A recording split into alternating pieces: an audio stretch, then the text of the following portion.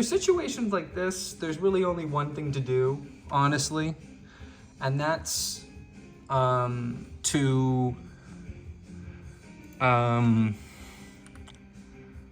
if you're really asking me, there's only one thing to do when there's this kind of a situation, and that's you got to do one of the oldest tricks in the book, list randomizer, and then you gotta wait. Has there been any change in this? No, it's still the same. So, you know, we're still looking at the same options, but you just go to randomize, and you go to straw poll, right? Straw oil, right? And you see what comes up first, right? And then it's randomize again. So, did everybody see that? Let me show you that. Yeah. So it's randomize again, and so now everybody guess what it's gonna be. So just tell me what you think it's gonna be, and if you get it right, you do get a prize. So try and figure it out. Try and figure it out if you can, man. If you can.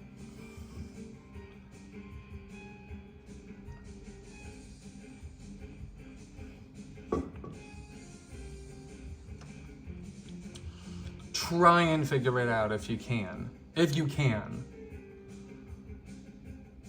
And if you can't, sorry.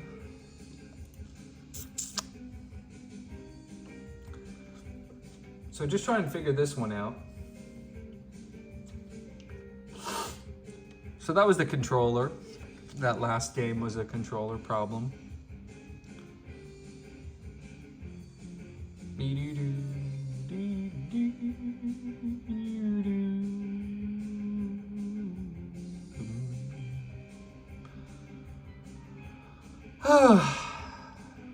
Sigh.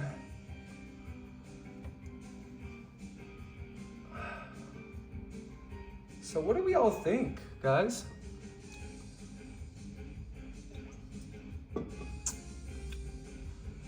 What are we all thinking?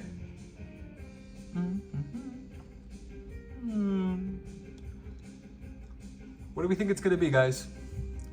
Who wants the prize? Who wants the prize? Who wants the prize? Who wants the prize? Who wants the prize? Who wants the prize?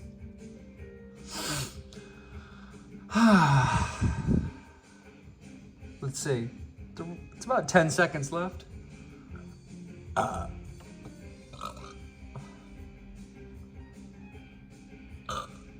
We were so close, look. I mean, not that I care. And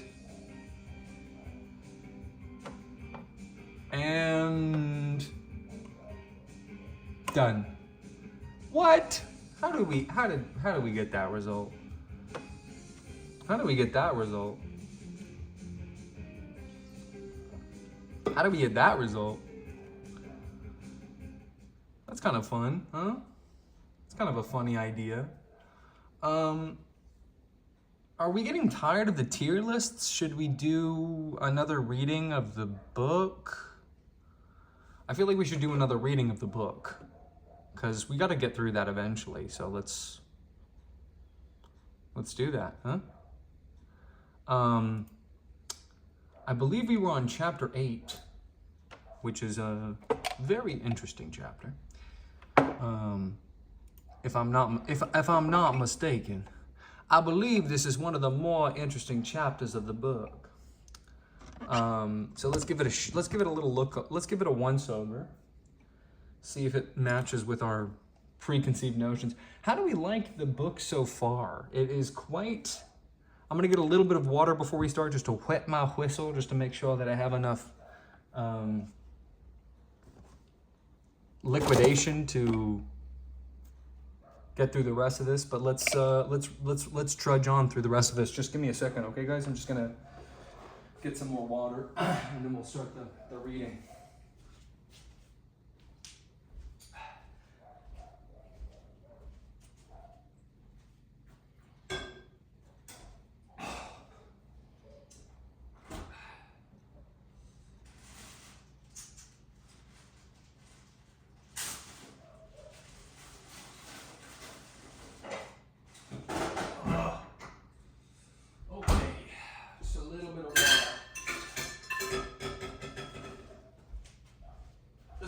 of water for the reading. I was thinking tier list. I mean, if somebody stopped me right now and said, no, we want a tier list, I would do it. Or something, you know, another idea. But in absence of any other ideas, let's just do this. But if you guys can come up with a better idea, I mean, the thing is we gotta write this. The script for the Counter-Strike review is not done. I've been working on it. It's really hard to write a script for Counter-Strike. I mean, what do you... I've run into this roadblock where it's like, I genuinely... I mean, I don't even know some of the terms because I've just not played it enough. But we do have to write that. So, y'all let me know. But I've been enjoying it so far. In spirit.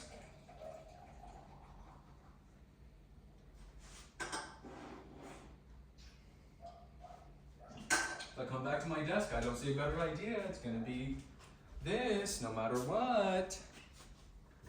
Oh, see? This is what happens. So if you hate this, then you better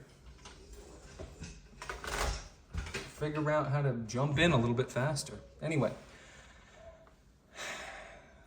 Chapter 7. Black and White Jacksons, a meeting on the outskirts, Whitneyville Colts, a trial, the judge among disputants, Delaware Indians, the Vandy Melanator, the Vandy Menlader, the Vandy Menlander, the Vandy Menlander, a hacienda, a town of Corralitos, pasajeros de un pafs antiguo, scene of a massacre, Hiccius Docius, a naming of fortunes, wheelless upon a dark river, the felon wind, tertium quid, the town of Janos, Glanton takes a scalp, Jackson takes the stage. In this company there rode two men named Jackson, one black, one white, both forenamed John. Bad blood lay between them, and as they rode up under the barren mountains, the white man would fall back alongside the other and take his shadow for the shade that was in it and whisper to him. The black would check or start his horse to shake him off. As if the white man were in violation of his person, had stumbled onto some ritual dormant in his dark blood or his dark soul, whereby the shape he stood the sun from on that rocky ground bore something of the man himself, and in so doing lay imperiled. The white man laughed and crooned things to him that sounded like the words of love. All watched to see how this would go with them, but none would caution either back from his course, and when Glanton looked to the rear along the column from time to time, he seemed to simply reckon them among his number and ride on. Earlier that morning, the company had met in a courtyard behind a house on the outskirts of the city. Two men carried from a wagon stenciled ordnance box from the Baton Rouge arsenal, and the Prussian Jew named Speyer pried open the box with a pritchel and a shoeing hammer and handed up a flat package in brown butcher paper, translucent with grease, like a paper of bakery goods. Glanton opened the package and let the paper fall to the dirt. In his hand he held a long-barreled six-shot Colt's patent revolver. It was a huge sidearm meant for dragoons, and it carried in its long cylinders a rifle charge and weighed close to 5 pounds loaded. These pistols would drive the half-ounce conical ball through 6 inches of hardwood, and there were 4 dozen of them in the case. Speyer was breaking out the gang molds and flasks and tools, and Judge Holden was unwrapping another of the pistols. The men pressed about. Glanton wiped the bore and chambers of the piece and took the flask from Speyer. "She's a stout looker," said one. He charged the bores and seated a bullet and drove it home with the hinged lever pinned to the underside of the barrel. When all the chambers were loaded, he capped them and looked about. In the courtyard, other than merchants and buyers, were a number of living things. The first that Glanton drew sight upon was a cat that at that precise moment appeared upon the high wall from the other side as silently as a bird alighting. It turned to pick its way among the cusps of broken glass set upright in the mud masonry. Glanton leveled the huge pistol in one hand and thumbed back the hammer. The explosion in that dead silence was enormous. The cat simply disappeared. There was no blood or cry. It just vanished. Speyer glanced uneasily at the Mexicans. They were watching Glanton. Glanton thumbed back the hammer again and swung the pistol. A group of fowl in the corner of the courtyard that had been pecking in the dry dust stood nervously, their heads at varied angles. The pistol roared, and one of the birds exploded in a cloud of feathers. The others began to trot mutely, their long necks craned. He fired again. A second bird spun and lay kicking. The others flared, piping thinly, and Glanton turned with the pistol and shot a small goat that was standing with its throat pressed to the wall in terror, and it fell stone dead in the dust, and he fired upon a clay garaffa that burst in a shower of potsherds and water. That he raised the pistol and swung toward the house and rang the bell in its mud tower above the roof. A solemn tolling that hung on in the emptiness after the echoes of the gunfire had died away. A haze of gray gunsmoke lay over the courtyard. Glanton set the hammer at half-cock and spun the cylinder and lowered the hammer again. A woman appeared in the doorway of the house, and one of the Mexicans spoke to her, and she went in again. Glanton looked at Holden, and then he looked at Speyer. The Jew smiled nervously. "They ain't worth no $50. Speyer looked grave. "What's your life worth?" he said. "In Texas, 500. But you'd have to discount the note with your ass. Mr. Riddle thinks that's a fair price. Mr. Riddle ain't paying it. He's putting up the money." Glanton turned the pistol in his hand and examined it. "I thought it was agreed," said Speyer. "Ain't nothing agreed. They were contracted for the war. You'll not see their like again. Not till some money changes hands, it ain't agreed." A detachment of soldiers, 10 or a dozen of them, entered from the street with their arms at the ready. "¿Qué pasa aquí?" Glanton looked at the soldiers without interest. "Nada," said Speyer. "Todo va bien." "Bien." The sergeant was looking at the dead birds, the goat. The woman appeared at the door again. "Está bien," said Holden. "Negocios del gobernador." The sergeant looked at them, and he looked at the woman in the door. "Somos amigos del señor Riddle," said Speyer. "Anale," said Glanton. "You and your half-assed looking niggers." The sergeant stepped forward and assumed a posture of authority. Glanton spat. The judge had already crossed the space between them, and now he took the sergeant aside and fell to conversing with him. The sergeant came to his armpit, and the judge spoke warmly and gestured with great expansiveness of spirit. The soldiers squatted in the dust in their muskets and regarded the judge without expression. "Don't you give that son of a bitch no money," said Glanton. But the judge was already bringing the man forward for a formal procession. "Le presento al Sargento Aguilar," he called, hugging the ragged militant to him. The sergeant held out his hand quite gravely. It occupied that space and all the attention of all who stood there like something presented for validation, and then Speyer stepped forward and took it. "Mucho gusto." "Igualmente," said the sergeant. The judge escorted him from one to the next of the company, the sergeant formal and the Americans muttering obscenities or shaking their heads silently. The soldiers squatted on their heels and watched each movement in this charade with the same dull interest, and at length the judge hove up before the black. That dark, vexed face. He studied it, and he drew the sergeant forward, the better for him to observe, and he began a laborious introduction in Spanish.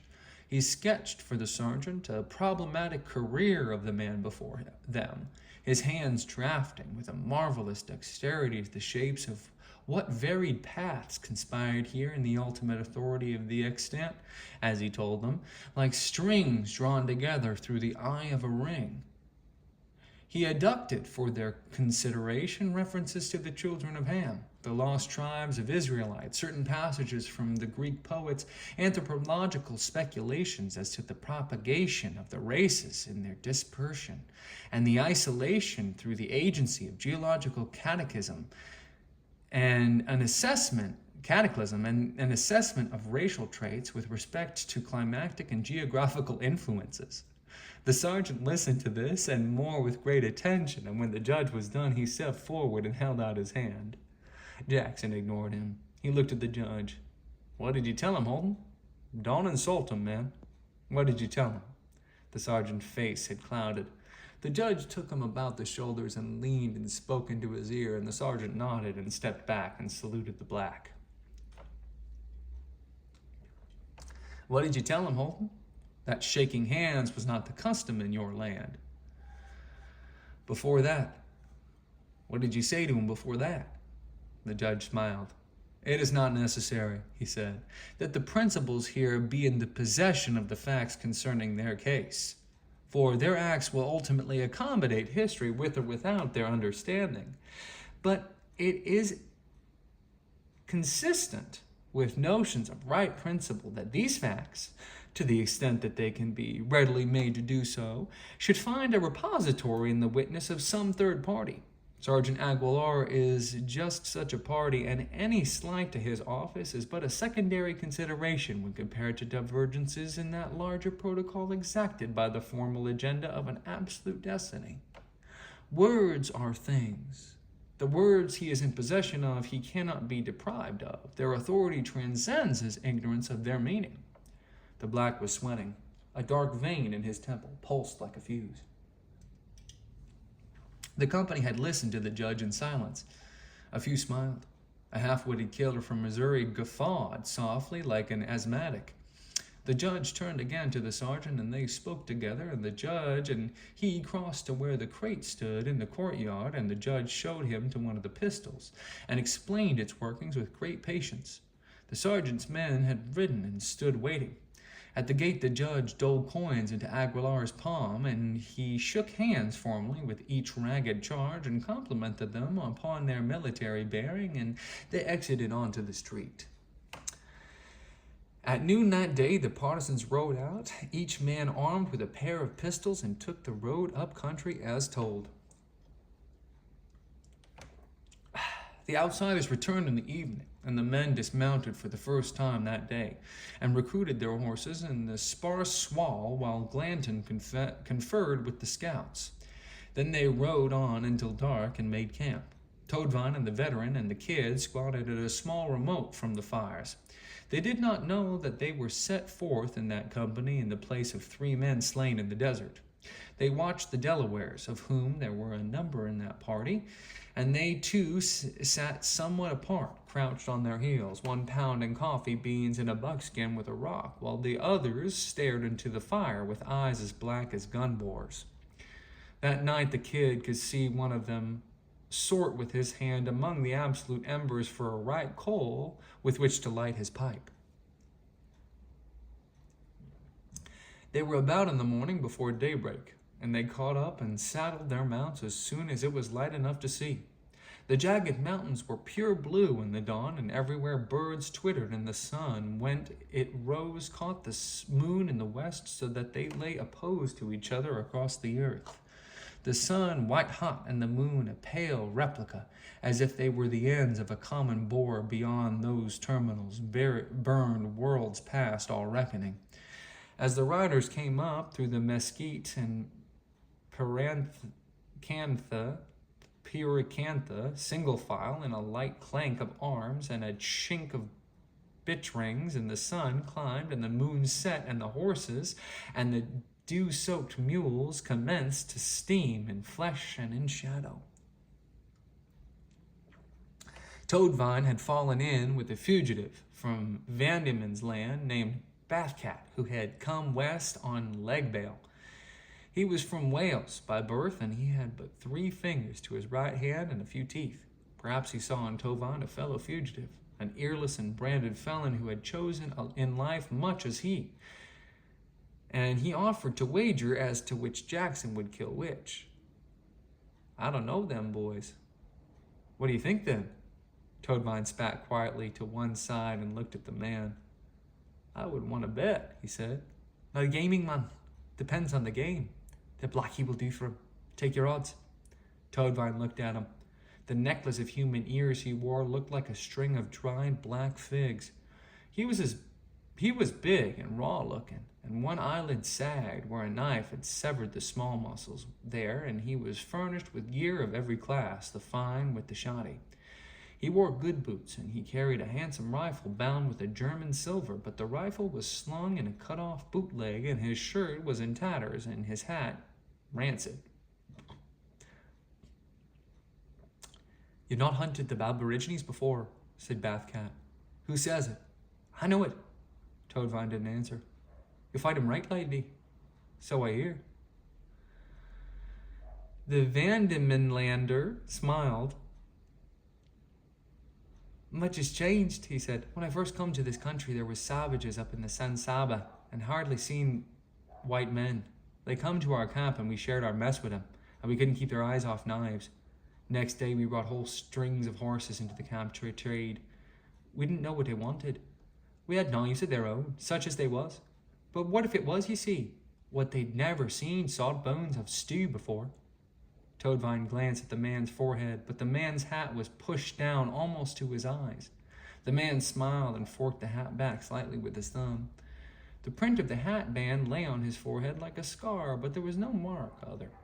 Only on the inside of his lower arm was there tattooed a number which Toadvine could see in a Chihuahua bathhouse, and again when he would cut down the man's torso where it hung skewed by his heels from a tree limb in the waste of Primeria Alta in the fall of that year.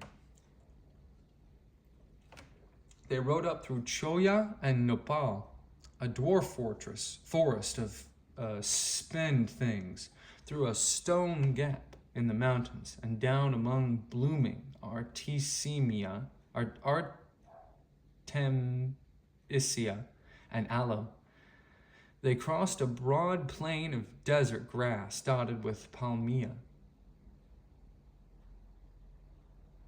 On the slopes there were gray stone walls that followed the ridge lines down to where they lay broached and tumbled upon the plain.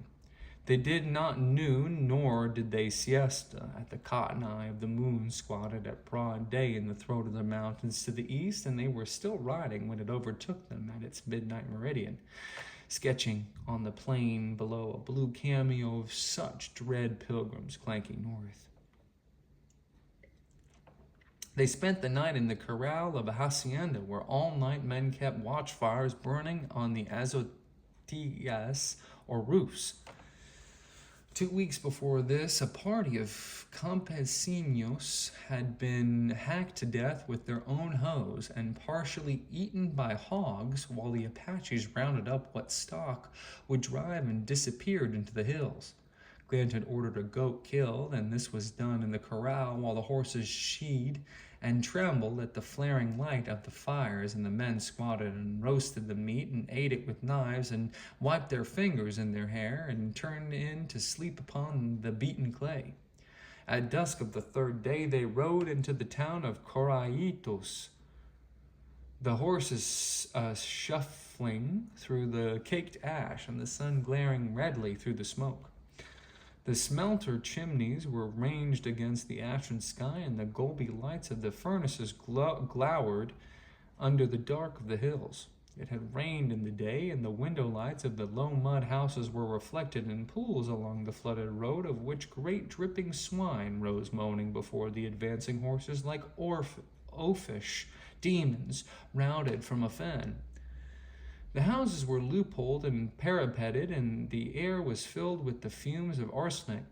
The people had turned out to see the Texans, they called them, standing solemnly along the way and noting the least of their gestures with looks of awe, looks of wonder.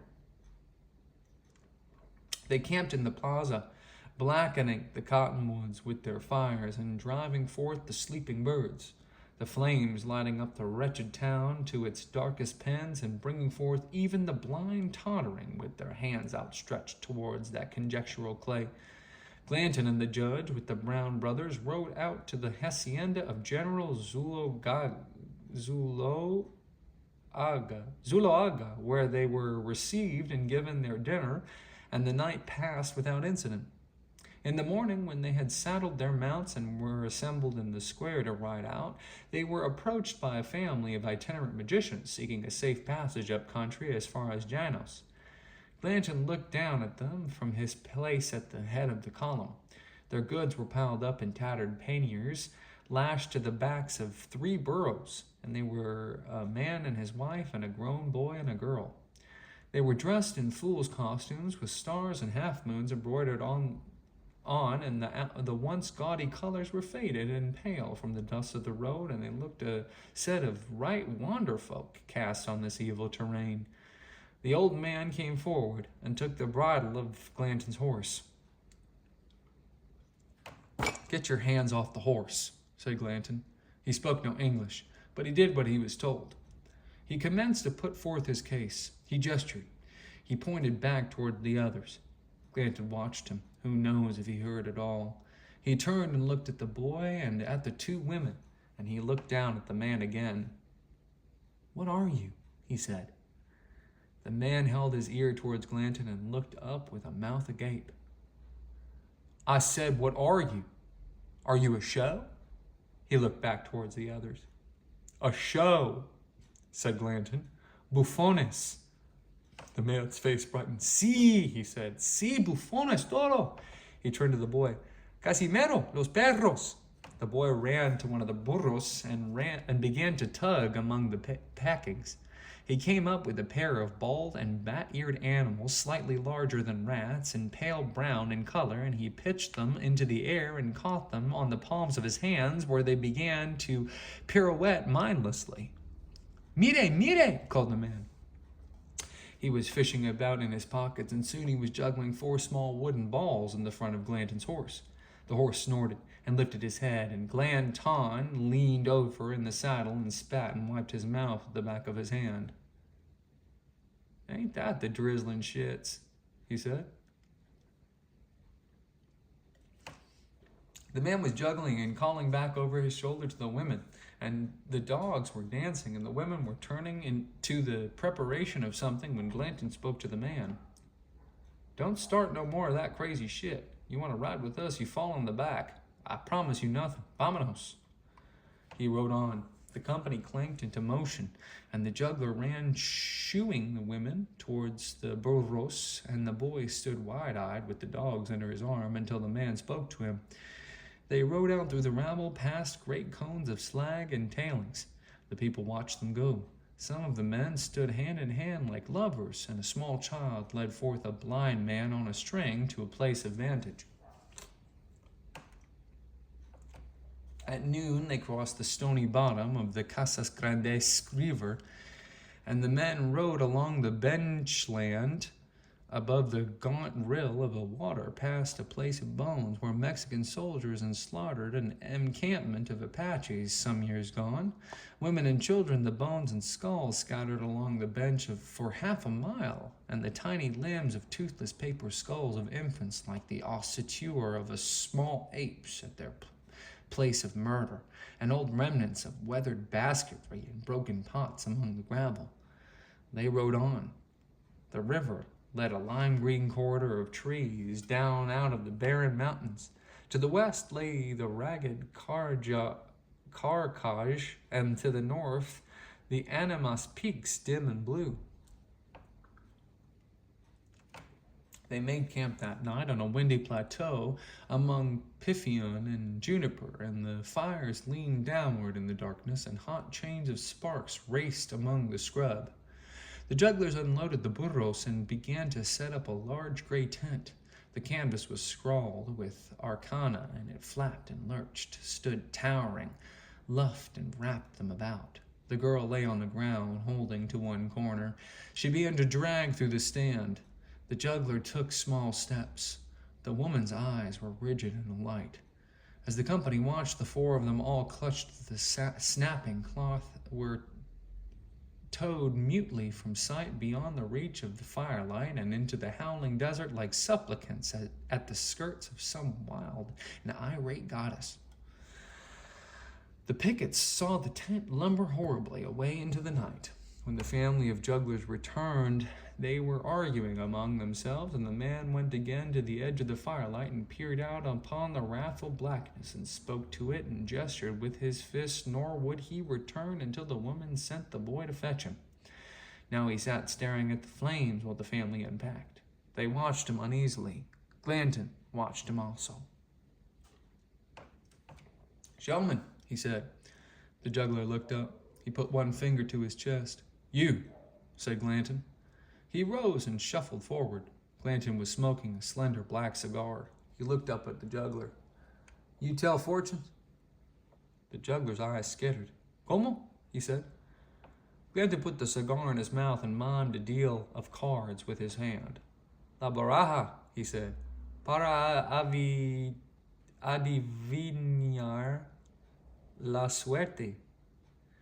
The juggler tossed one hand aloft. "Sí, sí," he said, shaking his head with vigor. "Toro, toro." He held up one finger and then turned and made his way to the trove of shoddy partly offloaded from the burros. When he returned, he was smiling affably and manipulating the cards very nimbly. "Venga," he called. "Venga." The woman followed him. The juggler squatted before Glanton and spoke to him in a low voice. He turned and looked at the woman, and he rifled the cards and rose and took her by the hand and led her over the ground away the fire and seated her facing out into the night. She swept up her skirt and composed herself, and he took from his shirt a kerchief and with it bound her eyes. "Bueno," he called. "Puedes ver?" "No." "Nada?" "Nada," said the woman. "Bueno," said the juggler. He turned with the deck of cards and advanced towards Glanton. The woman sat like a stone. Glanton waved him away. "Los caballeros," he said. The juggler turned. The black was squatting by the fire, watching when the juggler fanned the cards. He rose and came forward. The juggler looked up at him. He folded the cards and fanned them again and made a pass over them with his left hand, and he held them forth, and Jackson took a card and looked at it. "Bueno," said the juggler. "Bueno." He admonished caution with a forefinger to his thin lips, and took the card and held it aloft and turned with it. The card popped once sharply. He looked at the company seated about the fire. They were smoking. They were watching. He made a slow sweep before him with the card outheld. It bore the picture of a fool in harlequin and a cat. "El tanto," he called. "El tanto," said the woman. She raised her chin slightly and she began a sing-song chant. The dark querent stood solemnly like a man arraigned. His eyes shifted over the company. The judge sat upwind from the fire, naked to the waist, himself like some great pale deity, and when the black eyes reached his, he smiled. The woman ceased. The fire fled down the wind. "Quien?" cried the juggler. She paused. "El negro," she said. "El negro," cried the juggler, turning with the card. His clothes snapped in the wind. The woman raised her voice and spoke again, and the black turned to his mates. "What does she say?" The juggler had turned and was making small bows to the company. "What does he say?" "Tobin." The ex-priest shook his head. "Idolatry, Blackie. Idolatry. Do not mind her." "What does she say, Judge?" The judge smiled. With his thumb, he had been routing small life from the folds of his hairless skin, and now he held up in one hand with the thumb and forefinger pressed together in a gesture that appeared to be a benediction until he flung something unseen into the fire before him. "What does she say?" "What does she say?" "I think she means to say that in your fortune lie our fortunes all." "And what is that fortune?" The judge smiled blandly, his pleated brow not unlike a dolphin's. "Are you a drinking man, Jackie?" "No more than some." I think she'd have you beware the demon rum. Prudent counsel enough. What do you think? Well, that ain't no fortune. Exactly so. The priest is right. The black frowned at the judge, but the judge leaned forward to regard him. Wrinkle not thy sable brow at me, my friend. All will be known to you at last, to you as to every man. Now, a number of the company seated there seemed to weigh the judge's words, and some turned to look at the black. He stood an uneasy honoree, and at length he stepped back from the firelight, and the juggler rose and made a motion with the cards, sweeping them in a fan before him, and then proceeding along the perimeter past the boots of the men with the cards outheld as if they would find their own subject. "Quien, quien," he whispered among them. They were right loath all. When he came before the judge, who sat with one hand splayed across the broad expanse of his stomach, raised a finger and pointed. "Young Blasarius yonder," he said. "Como? El Jovien, whispered the juggler. He looked about him slowly with an air of mystery until he found with his eyes the one so spoken. He moved past the adventurers, quickening his step. He stood before the kid. He squatted with the cards and fanned them out with a slow rhythmic motion akin to the movements of certain birds at court. Una carta, he wheezed. The kid looked at the man, and he looked at the company about. "Si, said the juggler, offering the cards. He took one.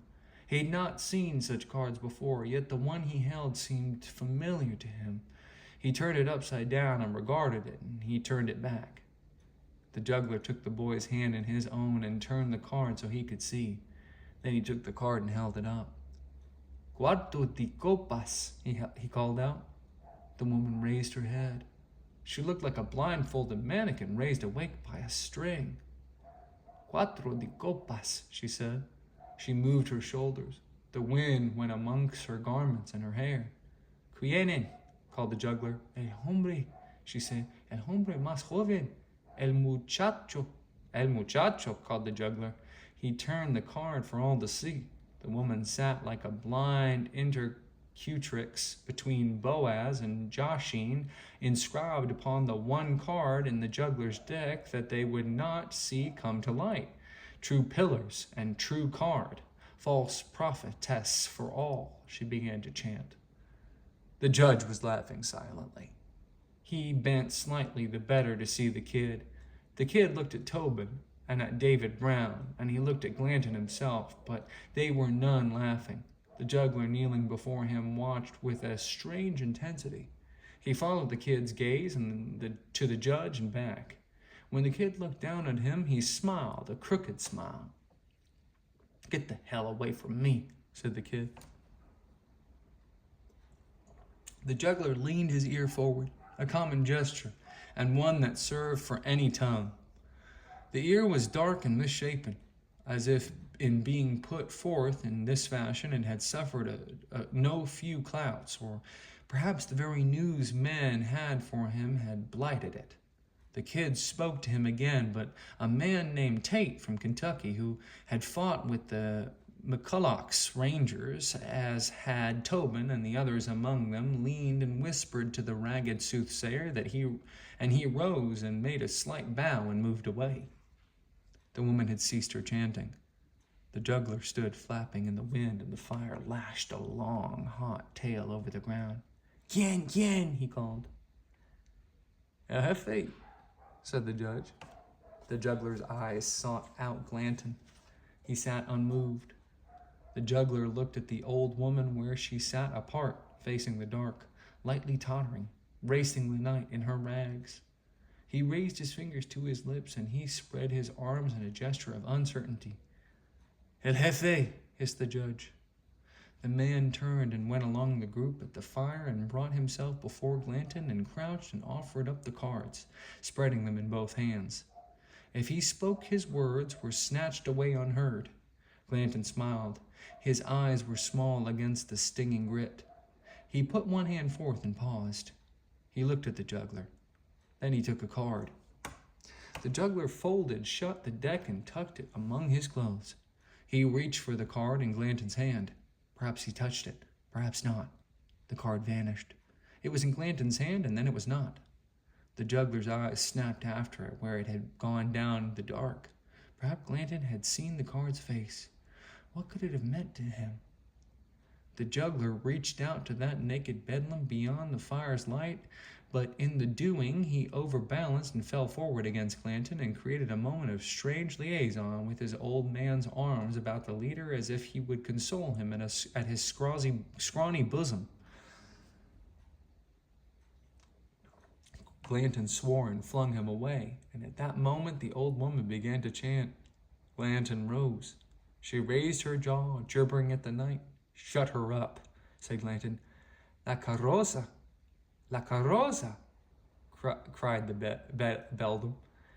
Invertido, carta de guerra, de venganza, la vi sin rodeas sobre un rio obscuro. Glanton called to her, and she paused as if she'd heard him, but it was not so. She seemed to catch some new drift in her divinings. Perdita, la carta está perdita en la noche. The girl standing this while at the edge of the howling darkness crossed herself silently. The old malabarista was on his knees where he'd been flung. Perdita, he whispered. Un maleficio, cried the old woman. Que viento tan maleante. By God, you will shut up, said Glanton, drawing his revolver. Carroza de muertos llena de huesos, el joven que... The judge, like a great ponderous gin, stepped through the fire, and the flames delivered him up as if he were in some way native to their element. He put his arms around Glanton.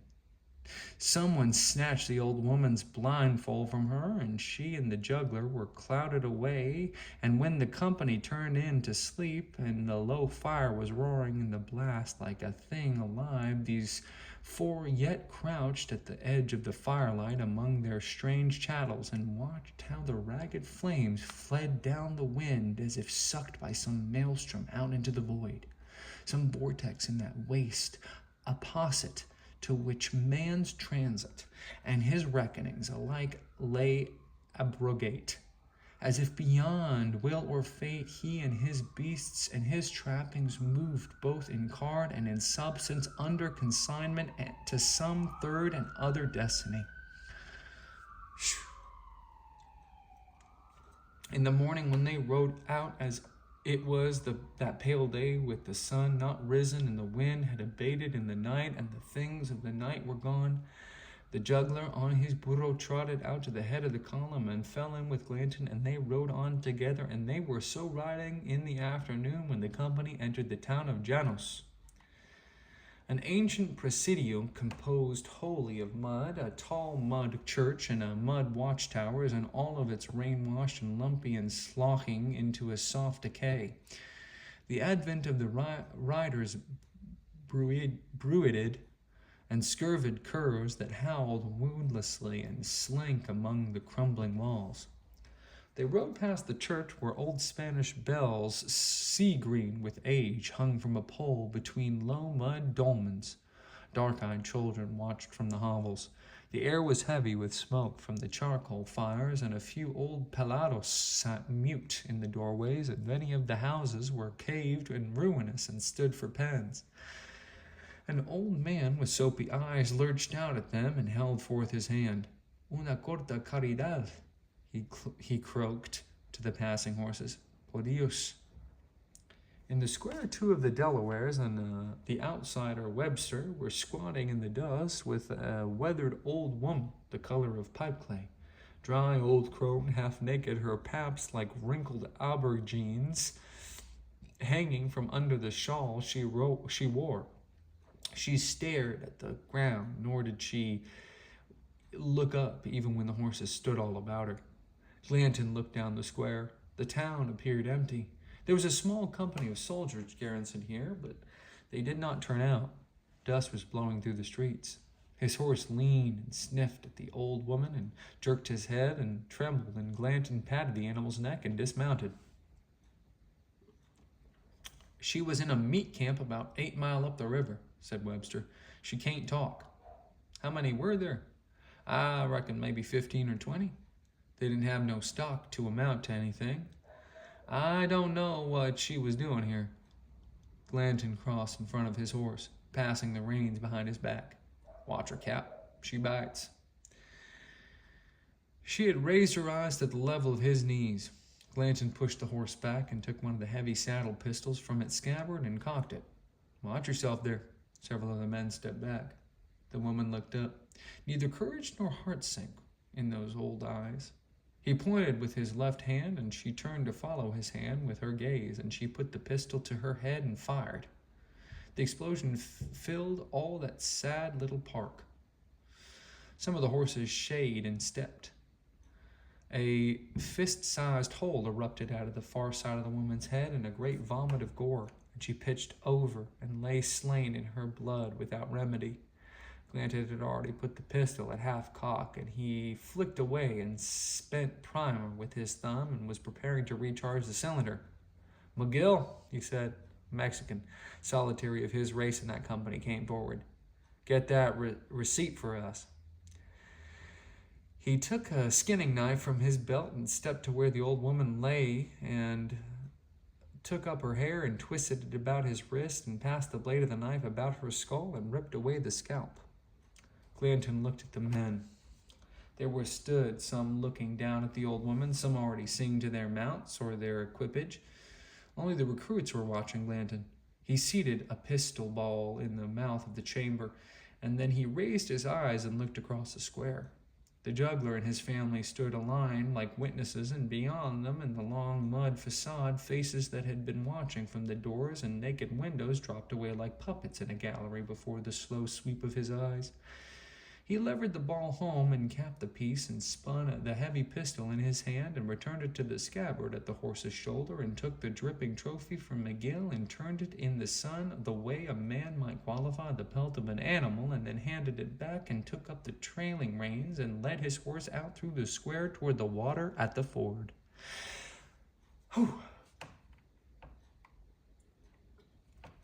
They made camp in a grove of cottonwoods across the creek, just beyond the walls of the town, and with dark they drifted in small groups through the smoky streets. Their circus folk had set up a little pitch tent in the dust plaza and had stood a few poles about mounted with cressets of burning oil. The juggler was beating a sort of snare drum made of tin and rawhide and calling out in a high nasal voice his bill of entertainments, while the woman shrieked "Passe, passe, passe," sweeping her arms about in her gesture of the greatest spectacle. Toadvine and the kid watched among the military citizenry. Bathcat leaned and spoke to them. "Look yonder, chappies." They stood to look where he pointed.